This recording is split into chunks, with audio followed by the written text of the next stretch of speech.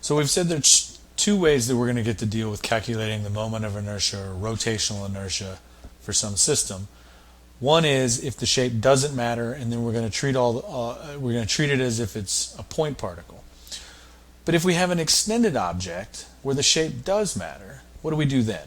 So if the shape matters, so again, you're dealing with something that you can't treat as a point particle. It matters that it's a slender rod or a sphere or a rectangular plate or a disc, right? You care what the shape is. Well, where we're going to start is actually we're going to go to a table and look that up. And so again, what you'll notice is a couple of things. What the table is going to indicate is it's going to tell you, well, A, what's the shape that you're looking through? So here, let's say it's a slender rod, it's a rectangular plane. You might have a sphere, and again, notice with the sphere, it could be solid. It could be a thin-walled hollow sphere. With a cylinder, again, it could be solid. It could be a thin-walled hollow cylinder. It could be a hollow cylinder. So you've got options in terms of what your object actually is. How do you describe it? And then the other thing to notice is what's the axis of rotation for the equation that you're looking up. So for each one of these pictures, and again, sort of focus on this set here, but for each one of these pictures, again, what you see is the axis runs through the center. So here's a slender rod that's rotating about its center. Here's a rectangular plate rotating about its center. Here's a solid sphere or a thin-walled hollow sphere. So both of these, again, the axis they're rotating about runs through their center. Same for our discs, right? The cylinders, all, whether it's hollow, thin-walled hollow, a solid cylinder, all of these are rotating about an axis along the cylinder that runs through the cylinder center. So almost always what you're going to look up is an axis that runs through the center of mass for a uniformly distributed object. That's the axis that this equation is going to tell you when you go look it up. Now what you'll notice is these two are sort of exceptions to the rule because they're giving you the moment of inertia about a different axis. And so what we'll see is there's actually a way that we're going to deal with it when we have an axis that doesn't run through the center. But so the first thing we're going to do is say if the shape matters, we're going to go to a table, we're going to look up what it is for a uniformly distributed object, what its moment of inertia is about the center of mass. So obviously we want to deal with situations where that's not true, right? So how can we complicate this problem? Well, one way we can complicate it is to say we're not interested in it rotating about the center of mass, right? That's this pivot point right here that was given in the table. We have a different pivot. So say the other example we were given for the long slender rod was that it was rotating about a pivot at an endpoint. So what do we do in this situation? Well, what we're going to do is we're going to use what's known as the parallel axis theorem. So again, what you have here are two axes. You have an axis that runs through the center of mass. You have a second axis that is parallel to that. That's the one that you're actually interested in calculating the moment of inertia for. And the parallel axis theorem says that you can get the moment of inertia about the axis you're interested in by taking the moment of inertia about the center of mass, the one that you look up in the table, and adding this additional term mh squared. And h is defined to be the distance from the axis you want to the axis that runs through the center of mass. So as long as you can figure out what h is for your problem, you can come back and use the parallel axis theorem to get the moment of inertia that you want, given the fact that you don't have an axis running through the center of mass. So this is one way we can complicate the problem. Second way we can complicate the problem is to say, well, what happens if the object's mass isn't uniformly distributed? And at that point, you're simply left with an integral. So the moment of inertia, sort of more generally, is defined to be the integral of r squared times infinitesimal little chunks of mass. So what you've got to do is you've got to take each little piece of mass, these little infinitesimal differential chunks of mass, dm, you multiply them by their distance to the axis, that gets squared, and then you got to add that up. That's what the integral is telling you to do. So if your object isn't uniformly distributed, the table's not going to help you in that case.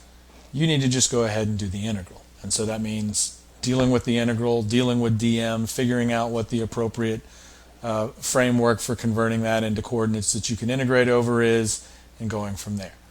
Now, it's worth pointing out that there's a couple other integrals that we've dealt with if we have continuous distributions of matter that are not uniform. So one is, well, how do you get the total mass? Well, the total mass is given by just adding up all the little differential mass elements. The second one we've seen is, well, you can calculate the center of mass. And in this case, the center of mass is just a normalized, so normalized by the total mass. But again, notice it's an integral where you're taking r, this position vector, so from your pivot to each little differential mass element, and then you're summing all that up. And so you can see here there's a little bit of a pattern. The total mass I can think of as, well, r to the 0 is 1, so the total mass is what's known as the 0th moment of mass, the 0th mass moment. The center of mass, well, that's r to the power of 1. That's the first moment of mass. And again, because this is still a vector, the center of mass is still a vector equation. Moment of inertia, again, that's r squared. So the moment of inertia is actually known as the second mass moment. And again, because even though r itself is a vector, because I want that vector squared, that's a scalar, I, like m, so the moment of inertia, like the total mass, are much easier to deal with simply because they're scalar integrals rather than vector integrals. So this is the second way we can complicate things. And this is, for our class, we're going to choose not to deal with this complication, right? This is exactly the sort of complication that we tend to sort of leave to a calculus class.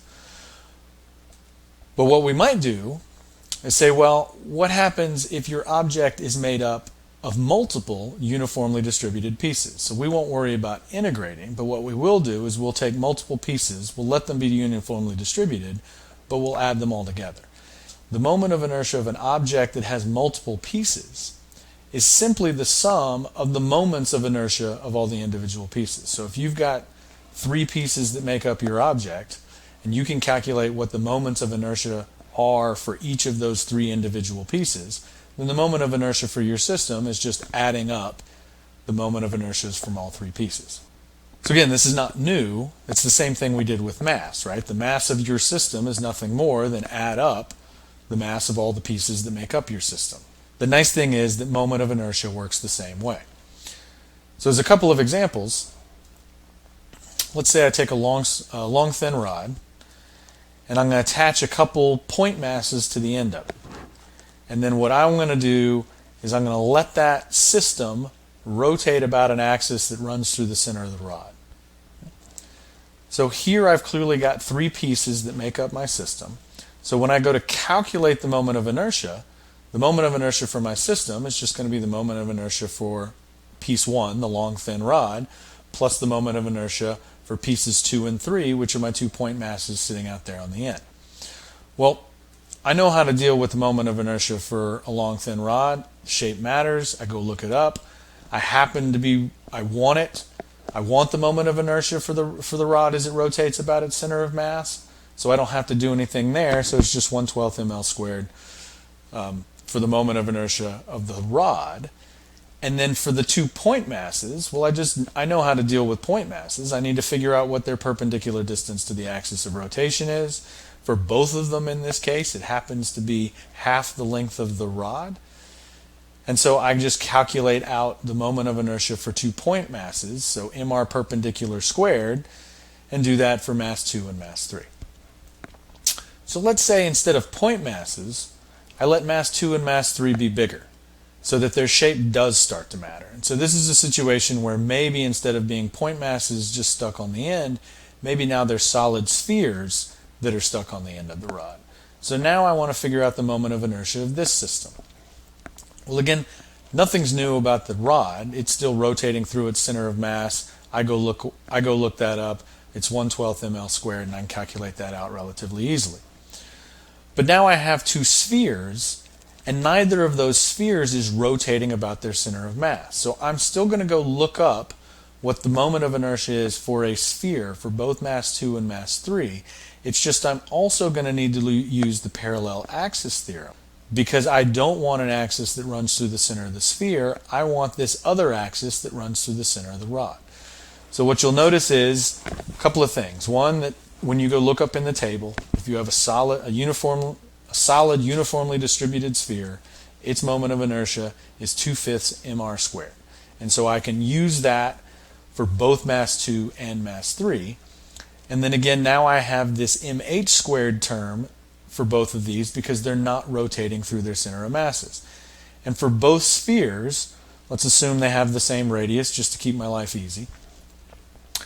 So for both spheres then, the distance h from the axis that I looked up running through the center of mass of the sphere to the axis I actually want, which runs through the center of mass of the rod, is half the length of the rod plus the radius of the sphere. So I'm using the parallel axis theorem for both mass 2 and mass 3 now that they're solid spheres that are stuck out on the end of this rod. But fundamentally what you notice is it's still just adding up the moment of inertia of mass 1 plus the moment of inertia of mass 2 plus the moment of inertia of mass 3. That's still the moment of inertia for my system.